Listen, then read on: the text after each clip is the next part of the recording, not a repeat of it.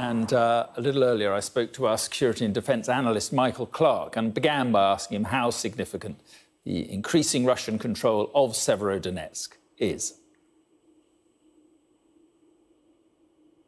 I mean, yesterday it was just a sliver to the east. This morning it was 50%. There's the governor now saying, well, it's three-quarters. We've got to assume that in Severodonetsk the Russians will take it because it's the essence of Luhansk for them. It's one of the two oblasts that they want. It's the smaller of the two. Donetsk is bigger, but they have to get Severodonetsk if they're going to say that we've got Luhansk. If we look at it in a bit more detail in Severodonetsk, it's pretty clear to me that the Ukrainians are, I think they're withdrawing, probably in good order. They're crossing the river. The Severodonetsk River is a pretty big feature. It's important in warfare.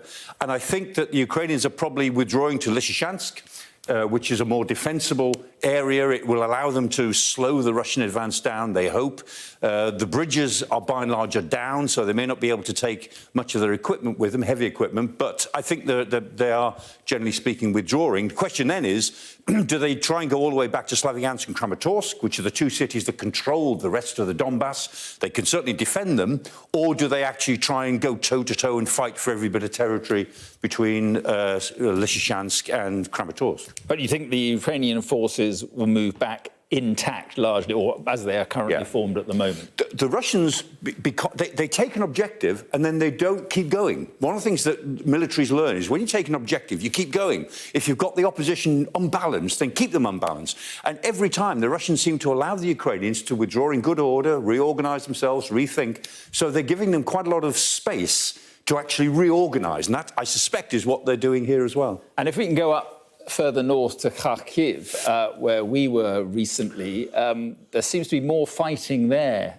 now, doesn't there? Yeah, well, I mean, you were there. I mean, Kharkiv is the second city, very important. I mean, the Ukrainians won the Battle of Kiev, the capital. They won the Battle of Kharkiv. And what they did is that they advanced to the northeast of Kharkiv. They actually took Russian artillery out of range of the city, which is a great relief to the city, but they also cut Russian communication lines, the easy communication between Belgorod, over on the Russian side of the border, and Izium down in the south here. They made the Russians push eastwards where the communication lines are not so good. I think that they've run out of steam now. I think the Ukrainian offensive is probably coming up against dug-in Russian positions. I wouldn't expect any great movement there for the future, but the Ukrainians have done well simply to relieve Kharkiv. So where is their Ukrainian movement on the offensive then? Down in Kherson, we were talking, or you've been talking in the last, couple of days about the Ukrainians moving into, there we are, Kherson.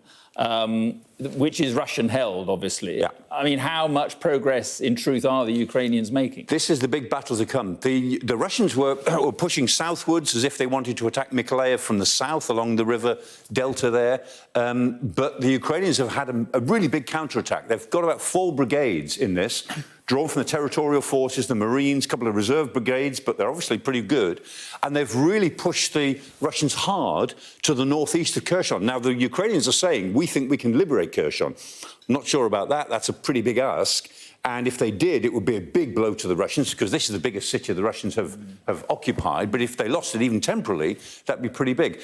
This battle has been building for a couple of weeks. It probably hasn't reached its peak yet, but I suspect that in the next week it may well. Just finally then, is it now a matter for the Ukrainians, of getting bigger weapons in quickly from the west?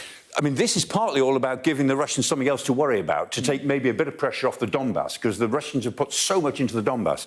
The job for the Ukrainians now is they've got to hold on for a month, for 2 months, until the big stuff really arrives in numbers. It's on its way, not as much as they want, but if they can hold, then the situation will get better for them. The balance will tip in their favour during the summer, but they've got to hold for now. And so, but that's taking its time, what, because of political reasons or just logistical reasons? Very political reasons in Germany. The Americans have sent 90 M777 howitzers, very, very useful. They probably need to send more. Yeah. These sort of campaigns, they just use up equipment. They burn it up within days. And that's the problem, is that you can send as much as you like, they'll always want more. And the Russians are they've got enormous amounts of equipment. It's not always good, but they've got lots of it. So the Ukrainians will always need more, as much as the West can give them.